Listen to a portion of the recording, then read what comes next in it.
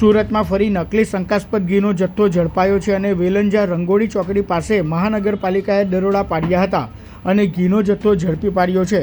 મહાનગરપાલિકાએ પોલીસને પણ જાણ કરી છે અને ઘીના જથ્થાને તપાસ અર્થે FSLમાં મોકલી આપવામાં આવ્યો છે। સુરતના ઉત્તરાણા વિસ્તારમાં નકલી ઘીનો શંકાસ્પદ જથ્થો ઝડપાયો છે। અલગ અલગ વિસ્તારમાં સહજાનંદ અને ગજાનંદ ઘી વેચવામાં આવતો હોવાની વાત સામે આવી છે। તો સમગ્ર ઘટનામાં મહાનગરપાલિકાએ બાતમી મળતા સ્થળ પર જઈ રેડ કરવામાં આવી હતી અને શંકાસ્પદ ઘીનો જથ્થો ઝડપી પાડવામાં આવ્યો છે।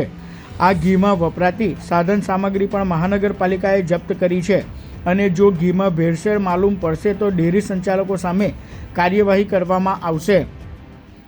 હાલમાં પવિત્ર રમઝાન માસ ચાલુ છે, તેથી માનનીય કમિશનર સાહેબથી, માનનીય ડેપ્યુટી કમિશનર સાહેબ, રિજનલ ઓફિસર સાહેબથી અને માનનીય આરોગ્ય અધિકારી સાહેબ તરફથી ફૂડ ડિપાર્ટમેન્ટને સૂચનાઓ આપવામાં આવે છે કે સુરત શહેર વિસ્તારમાં ફૂડનું વેચાણ કરતી, ઉત્પાદન કરતી તમામ સંસ્થાઓની સઘન તપાસ કરી અને નમૂનાઓને પૃથ્થકરણ સારું લેબોરેટરીમાં મોકલી આપવાનું।